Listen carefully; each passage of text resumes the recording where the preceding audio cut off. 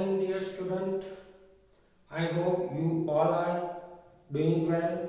You all are very safe at your houses. Dear student, today we are going to look about one more part of speech, that is verb. In verb, in last lecture, we have discussed what kind of verbs are there, how it reacts in the statement, and according to that topic, the major topic in our English grammar is based, that is tenses, which is based on verbs only.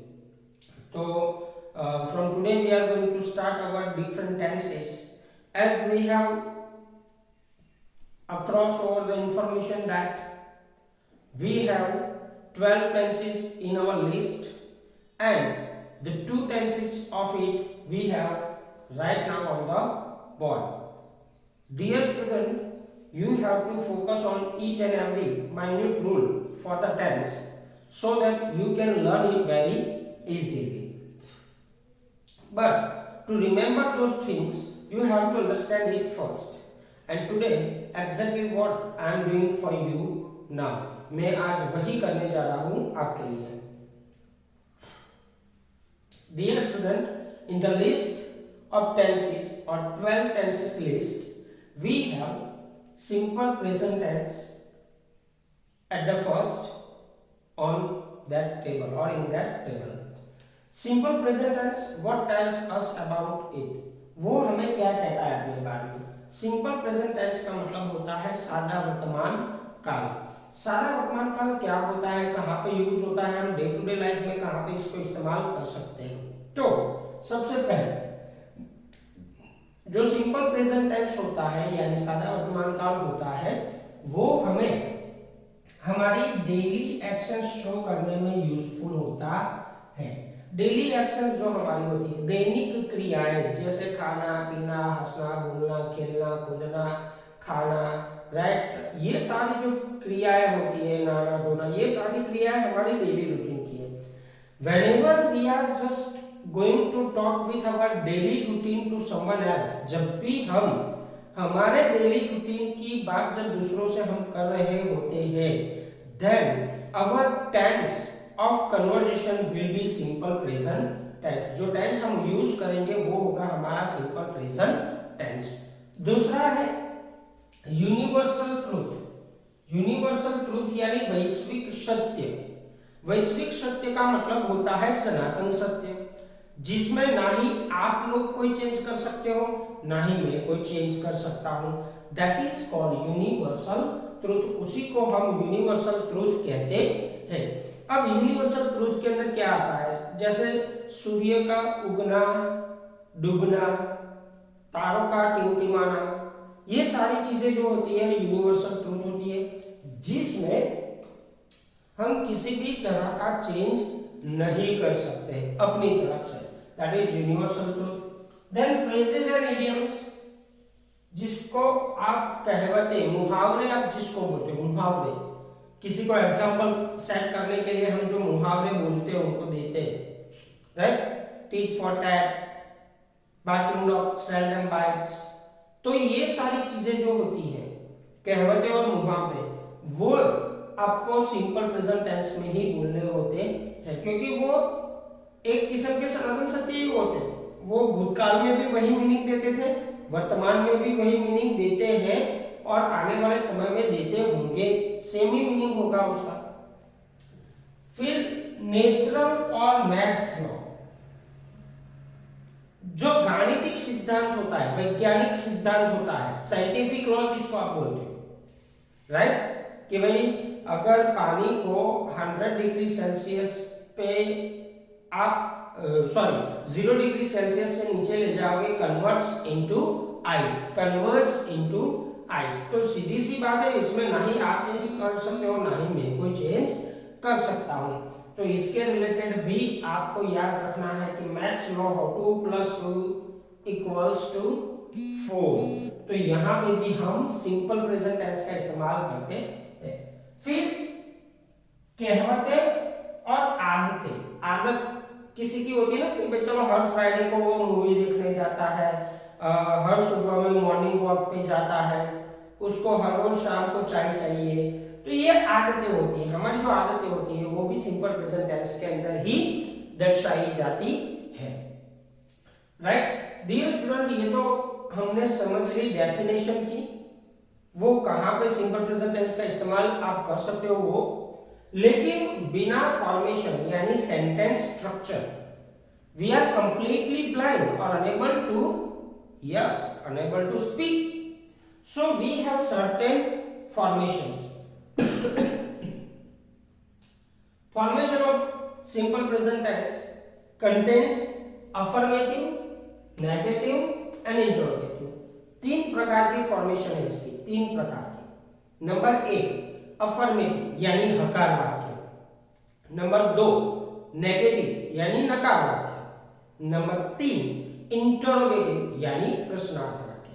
तो सबसे पहले हम देखने वाले हैं कि affirmative जो statements होते हैं, अफर्मेटिव स्टेटमेंट्स किस तरह से बनते हैं। उसमें सबसे पहला सब्जेक्ट चाहिए। सब्जेक्ट का मतलब होता है कर्ता। अब आपके दिमाग में क्वेश्चन होगा कि sir what does it mean by कर्ता। कर्ता को हम बोलते हैं डूअर। क्या बोलते हैं? डूअर। डूअर यानी जो क्रिया करता है वो, क्रिया करता है वह, उसको हम डूअर बोलेंगे। राइट, यानी वाक्य में जो कोई भी क्रिया दर्शाई गई हो वो कौन कर रहा है उसको हम डूअर यानी सब्जेक्ट बोलेंगे। फिर आता है हमारा वर्ब। वर्ब के बारे में हमने ऑलरेडी पढ़ रखा है, यानी क्रिया। वर्ब यानी क्रिया यानी कार्य, क्रिया यानी कार्य। सामने वाला जो व्यक्ति है वो क्या कर रहा है, खेल रहा है, कूद रहा है, पढ़ रहा है, क्या कर रहा है। अब उसको कभी कभार एस एस लगता है, वर्ब को एस या एस लगता है। कब लगता है? जब हम रूल्स देखने जाएंगे तब वो चीज आपको समझ आ जाएगी। और आखिर में कर्म। कर्म यानी वो पढ़ने की क्रिया कर रहा है, लेकिन क्या पढ़ने की, कौन सी वस्तु है, उसको जो जब इंफॉर्मेशन दी जाती है एक्स्ट्रा तक वो कर्म बन जाता है। ठीक है, अब यहाँ पे एग्जाम्पल मैंने सेट किया हुआ है ताकि आप लोगों को और समझ में आ जाए। फॉर एग्जाम्पल सब्जेक्ट के तौर पर हम लोग, मैं और आप, वी पीपल, ड्रिंक यानी पीना, पीने की क्रिया है। हम क्या पीते हैं? वाटर, पानी। ठीक है, तो आई ड्रिंक वाटर। तो इसमें वी जो है वो सब्जेक्ट है, ड्रिंक जो है वर्ब है, वाटर वो है ऑब्जेक्ट। क्लियर? दूसरा ही, यहां पे ही सब्जेक्ट है। फिर यहां पे आप ध्यान रखोगे तो मालूम पड़ेगा कि सर यहां पे तो ड्रिंक का नहीं है, ड्रिंक्स है, यहां पे एस लगा है। तो ये रूल वही था जो मैंने यहां पे अभी भी आपको बोला फॉर्मेशन समझाते समय, कि जब भी सिंपल प्रेजेंट टेंस में यानी कि सादा वर्तमान काल जब भी हम इस्तेमाल करते हैं तब third person singular, third person singular माने या तो ही, शी और इट, इनमें से कोई भी सब्जेक्ट हो, ही, शी और इट, इनमें से अगर कोई भी सब्जेक्ट हो तो उसके पीछे जो भी वर्ब आएगा उस वर्ब को या तो एस और ईएस ऐसे दो सफिक्स लग सकते हैं। ठीक है, ए ई आई ओ यू का प्रोनाउंसिएशन जिस शब्द का एंडिंग वर्ड करता हो वहां पे ईएस लगता है और बाकी सारी जगहों पे एस लगता है। अब यहां पे डी आर आई एन के, डी आर आई एन के यानी ड्रिंक का बोलते हैं, तो क बोलते हैं तो ए ई आई ओ यू में से नहीं आता है, इसलिए यहां पे हमारा सफिक्स एस लगा है। अगर वहां पे ए ई आई ओ यू इस तरह का कोई आखिरी अक्षर होता, उसका प्रोनाउंसिएशन इनमें से कोई एक होता, उस टाइम पे हमें वहां पे ईएस लगाना पड़ता। ओके, चलो आगे बढ़ते हैं। उसके बाद आता है नेगेटिव। नेगेटिव का मतलब क्या होता है? नकार। नेगेटिव का मतलब होता है नकार वाक्य। नकार वाक्य किस तरह से बनता है? तो सबसे पहले सब्जेक्ट आता है, फिर नेगेटिव शब्द को सपोर्ट करने के लिए या तो डू और डज, या तो डू और डज का इस्तेमाल अनिवार्य है, करना ही पड़ेगा। उसके बाद आप नेगेटिव वर्ड नॉट लगा सकते हो, फिर वर्ब और उसके बाद ऑब्जेक्ट। चलो एग्जांपल देख लेते हैं ताकि और अच्छे से आपको समझ में आ जाए। देखते हैं एग्जांपल में क्या है। वी इज अवर सब्जेक्ट, यहाँ पे जो वी है वो हमारा कर्ता है। वी के साथ हमेशा डू आता है, तो हमने यहाँ पे डू का इस्तेमाल कर दिया। डू या तो डज लेना था, उसमें से हमने डू का इस्तेमाल किया है। डज कहाँ पे आता है मैं बता देता हूँ आपको। नॉट कंपलसरी है नेगेटिव बनाने के लिए, फिर drink as it is and water. ठीक है, अब बात आती है थर्ड पर्सन सिंगुलर की। यहां पे एक शब्द लिखा है ही यानी थर्ड पर्सन सिंगुलर। ये अभी भी मैंने आपको बताया, अगर कोई थर्ड पर्सन सिंगुलर होता है यानी ही, शी, इट और किसी का नाम, तो उस टाइम पे हमें डू जो होता है, डू राइट, उसको ईएस लगा देना होता है। जो चीज हम यहाँ पे वर्ब में कर रहे थे वही चीज यहाँ पे डू को कर देनी है। अब डू में डी ओ आता है, ओ जब आता है तब उसका प्रोनाउंसिएशन भी डू ऊ होता है। ठीक है, अब जब ए ई आई ओ यू में से एक प्रोनाउंसिएशन है तो वहां पे उसके पीछे एस नहीं ईएस लगता है, इसलिए वो डज बनता है। उसके बाद नेगेटिव वर्ड नॉट, ड्रिंक। अब यहां से देखो आप, ही ड्रिंक्स वाटर, तो यहां पे एस था, जैसे ही हमने डज लिखा तो यहां से एस निकल गया ना, देख रहे हो वाटर। ठीक है, इंटरोगेटिव यानी प्रश्नार्थ। प्रश्नार्थ सिंपल सा वाक्य है, उसमें और कुछ नहीं करना है। जो भी चीज आपने डू या डज के तौर पर इस्तेमाल की है as a to be form, उसको वाक्य के सबसे पहले प्लेस पे छोड़ दो। यानी डू या डज जो भी आपने इस्तेमाल किया है वाक्य में, उसको सबसे आगे लेके जाओ। लेके गए, चलो उसके बाद सब्जेक्ट यानी कर्ता, जो भी वाक्य का आपका कर्ता है, he, she, it, I, we, you, they, कोई भी हो, उसको वहां पे लिख लो। फिर वर्ब और अंत में ऑब्जेक्ट। लेकिन यहां पे dear student you have to remember that you should not forget question mark at the end of the statement since it is interrogative, यानी प्रश्नार्थ वाक्य होने की वजह से आपको वहां पे क्वेश्चन मार्क लगाना ही पड़ेगा। ठीक है, अब आगे उसके एग्जांपल देख लेते हैं। एग्जांपल क्या है? डू वी ड्रिंक वाटर, क्या हम पानी पीते हैं? तो वी के साथ डू आता था, तो डू को हमने आगे लेके गए, सब्जेक्ट पीछे आ गया, ड्रिंक वहीं पे रहा, वाटर वहीं पे रहा, and at the end of the statement we have put question mark. As the same we have done with the second example. यहां पे डस को हम आगे लेके गए हैं, फिर ही ड्रिंक वाटर। जब भी डस का इस्तेमाल होता है वर्ब के पीछे एस एस जो होता है वो निकल जाता है, क्वेश्चन मार्क। अब रूल क्या है इसका? रूल आपको याद ये रखना है कि जब भी हमारे पास थर्ड पर्सन सिंगुलर होता है, थर्ड पर्सन सिंगुलर यानी वाक्य का कर्ता किसी का नाम हो, ही, शी, इट हो, तो उस टाइम पे आपको जो भी वर्ब होता है उस वर्ब को एस एस लगाना होता है।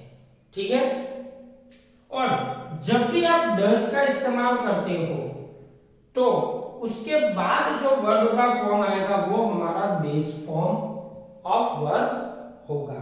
ये हमारा एग्जाम्पल है।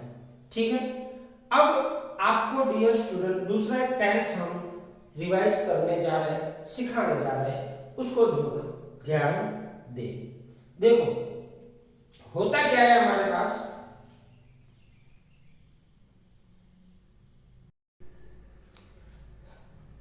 डियर स्टूडेंट अब ये जो दूसरा टेंस है हमारा, दूसरा टेंस हमें सिखाने क्या जा रहा है, कंटिन्यूअस प्रेजेंट टेंस। सबसे पहला दूसरा टेंस हमारा है क्या, कंटिन्यूअस प्रेजेंट टेंस। अब कंटिन्यूअस प्रेजेंट टेंस का मतलब क्या होता है वो पहले समझ लो। कंटिन्यूअस प्रेजेंट टेंस का मतलब होता है ऐसी कोई क्रिया जो जब मैं बात कर रहा हूं तब वो चल रही हो, मतलब एक्शन इन प्रोग्रेस होनी चाहिए। जब भी हम कोई क्रिया चल रही हो उसको अगर हमारे कम्युनिकेशन के अंदर या रिटर्न के अंदर बताना चाहते हैं, ध्यान रखना डियर स्टूडेंट, जो एक्शन इस समय पे जब हम बात कर रहे तब चल रही हो, उसी चीज को जब हम रिटर्न फॉर्म में बताना चाहते हो या कन्वर्सेट करना चाहते हो यानी बातचीत करना चाहते हैं, in that case we have to use continuous present tense. उस टाइम पे हमें कंटिन्यूअस प्रेजेंट टेंस का इस्तेमाल करना पड़ता है। अब कंटिन्यूअस प्रेजेंट टेंस का मतलब होता है चालू वर्तमान काल। क्या होता है, चालू वर्तमान काल।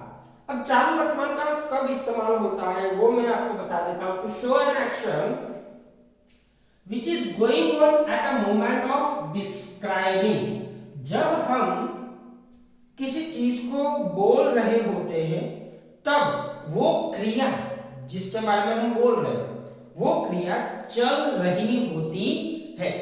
जैसे कि अभी मैं बोल रहा हूं, आपको प्रेजेंट कंटिन्यूअस टेंस सिखा रहा हूं और आप सीख रहे हो, तो ये अभी ऑन टाइम चलने वाली क्रिया चल रही है, दोनों भी आईएनजी के फॉर्म में आएंगे। अब उसकी फॉर्मेशन देख लेते हैं। फॉर्मेशन उसकी है, सबसे पहले अफर्मेटिव फॉर्मेशन यानी हकार वाक्य। हकार वाक्य में सबसे पहले सब्जेक्ट आता है, उसके बाद टू बी के फॉर्म अनिवार्य होते हैं। टू बी के फॉर्म के बिना आप किसी भी वर्ब के पीछे या आगे कोई चेंज नहीं कर सकते हो। इसलिए मुझे सबसे पहले क्रिया को कंटिन्यूअस बताने के लिए आईएनजी फॉर्म चाहिए। आईएनजी, ये जो सफिक्स है, आईएनजी नाम का शब्द सफिक्स कहलाता है, वो हमारी क्रियाओं को कंटिन्यूअस फॉर्म में कन्वर्ट करता है। फॉर एग्जांपल हम बोलते हैं कि भाई I play cricket every day, मैं हर रोज क्रिकेट खेल रहा हूं, सॉरी खेलता हूं।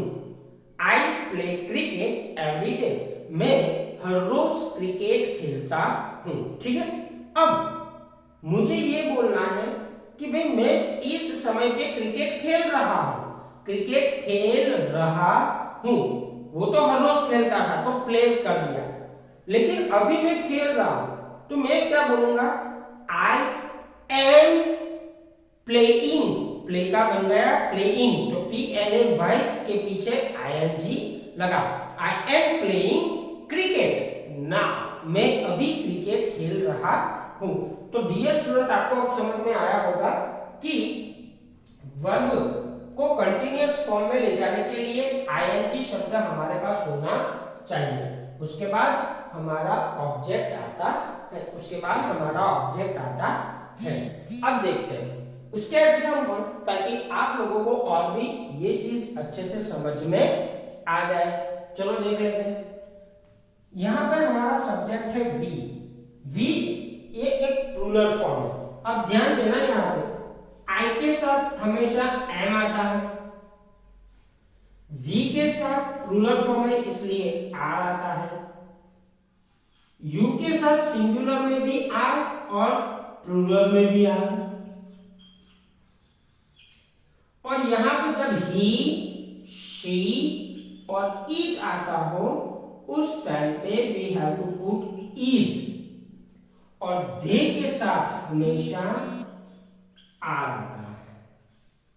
राइट डियर स्टूडेंट, यहां पे आपको याद रखना है कि जब भी कोई प्लूरल फॉर्म ऑफ सब्जेक्ट होता है, यानी कोई कर्ता एक से ज्यादा होता हो, तो उस टाइम पे आपको आर का इस्तेमाल करना होता है। राइट, वी यानी एक से ज्यादा, यू यानी बहुत सारे हो सकते हैं तो आर, दे यानी एक से ज्यादा है तो इन सभी के पास आर है, सिर्फ आई अकेला ही ऐसा है जिसके साथ एम आता है और ही सी इट के साथ हमेशा इज आता है। ठीक है, तो यहां पर हमने वी के साथ आर का इस्तेमाल करके ड्रिंक जो हमारा वर्ब था उसके पीछे आईएनजी का सफिक्स लगा के हमने वर्ब को कंटीन्यूअस फॉर्म में कन्वर्ट कर दिया और उसके बाद water we are drinking water, हम पानी पी रहे हैं, यानी क्रिया अभी इस समय पे चल रही है।